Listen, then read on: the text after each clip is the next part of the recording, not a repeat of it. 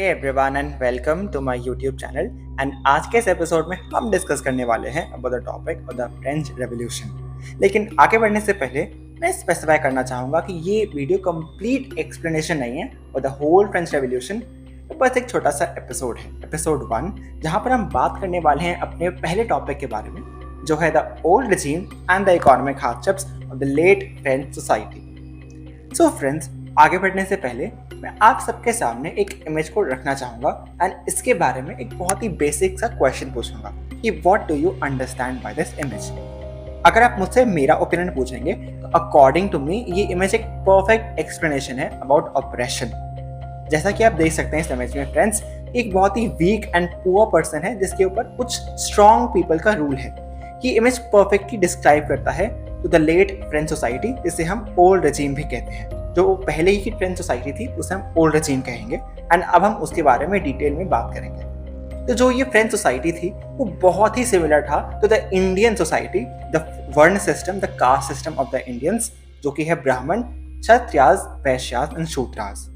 Similar to France, यहाँ पर 3 estates थे। एस्टेट सिस्टम यहाँ पर होता था, लाइक हमारे यहाँ पर कास्ट है, वहाँ पर एस्टेट है।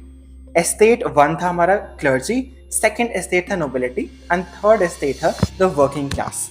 वर्किंग क्लास वो एस्टेट था जो मिडिल क्लास था। एंड अब हम अपने सबसे पहले एस्टेट द क्लर्जीज के बारे में बात करेंगे। तो फ्रेंड्स, क्लर्जीज बहुत ही सिमिलर था the Indian caste of the Brahmins. Just like Brahmin बहुत अपर कास्ट थे इंडिया में, वैसे ही क्लर्जी पीपल और द फर्स्ट एस्टेट ये भी बहुत अपर कास्ट सेक्शन थे द होल सोसाइटी के। ये कोई टैक्स भी नहीं देते थे और ये बहुत सारे बर्थ से ही राइट्स एंजॉय करते थे एंड ये टैक्स देने के बदले ये टैक्स लेते थे। For example, if a peasant is producing 100 kgs of wheat और समथिंग, तो उसका 1/10 मतलब 10 kgs इसे एक प्रीस्ट या फिर कोई भी क्लर्जी पर्सन को देना होगा।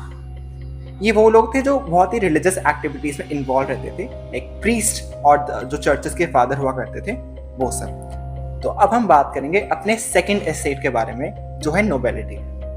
तो नोबिलिटी को समझने के लिए बेस्ट एग्जांपल है Indian caste the Kshatriyas.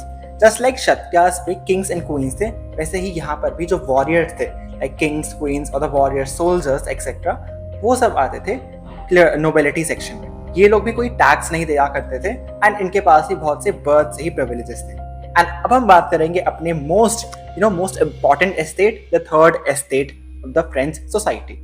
So friends, third estate के अंदर सारे मिडिल क्लास और the working class of the whole society belong करते थे। वर्किंग क्लास मीन्स जो पुअर पेसेंट्स थे, या फिर कोई पुअर फार्मर है, या फिर जो एडवोकेट्स, जजेस, बिजनेसमैन एंड लैंडलॉर्ड्स, वो सब थर्ड एस्टेट में थे। इन सब में से सबसे ज़्यादा यहाँ पर पेसेंट्स प्रेजेंट थे एंड ये वही एस्टेट है जिसकी वजह से कंप्लीट फ्रेंच रेवोल्यूशन हुआ था।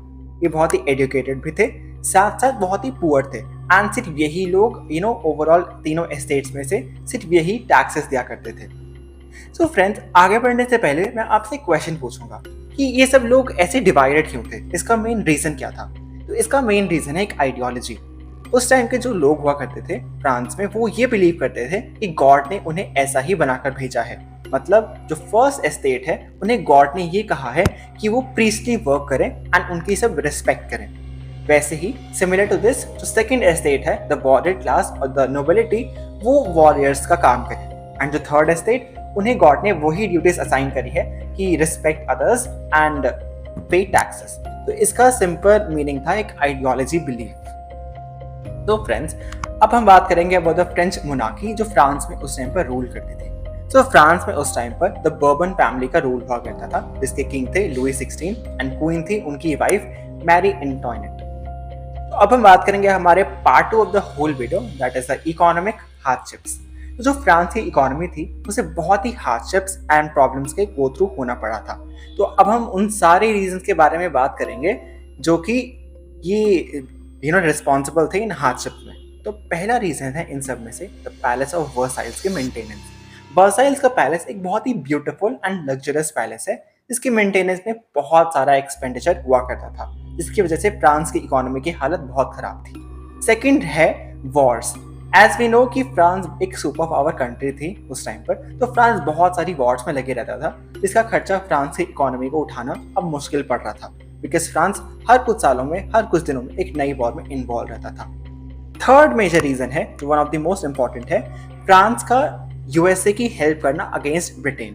जो ब्रिटेन के पास ना यूएसए की 13 कॉलोनीज थी, 13 टेरिटरीज थी, तो फ्रांस ने यूएसए की हेल्प करी थी उन 13 कॉलोनीज को यूके से इंडिपेंडेंस दिलवाने के लिए, जिसका खर्चा बहुत था for France. And France was getting bankrupt and उसके ऊपर बिलियन ऑफ डॉलर्स का टैक्स था। अब है सेकेंड लास्ट रीजन, जो है जब उनका नॉर्मल एक्सपेंडिचर हुआ करता था, लाइक आर्मी को मेंटेन करना, अपनी यूनिवर्सिटीज को मेंटेन करना एक्सेट्रा। तो अब ऑफ कोर्स गवर्नमेंट इतने सारे अपनी इकोनॉमी को ऐसा नहीं छोड़ेगी। तो जो फ्रांस की गवर्नमेंट थी, उन्होंने टैक्स को रैपिडली इंक्रीज करा, और जैसा कि हम जानते हैं ये टैक्स सिर्फ थर्ड एस्टेट वालों लोगों को देना था। एंड थर्ड एस्टेट के लोग अब बहुत ही फेड अप थे, they were very angry of the whole tax system. And अब हम आगे का बात अगली वाली वीडियोस में करेंगे, एंड आने वाली वीडियोस में हम डिस्कस करेंगे about the tennis court incident and बहुत सारे मेजर रीजंस, जैसे कि फ्रांस के मिडिल क्लास का रिवॉल्यूशन। Thank you.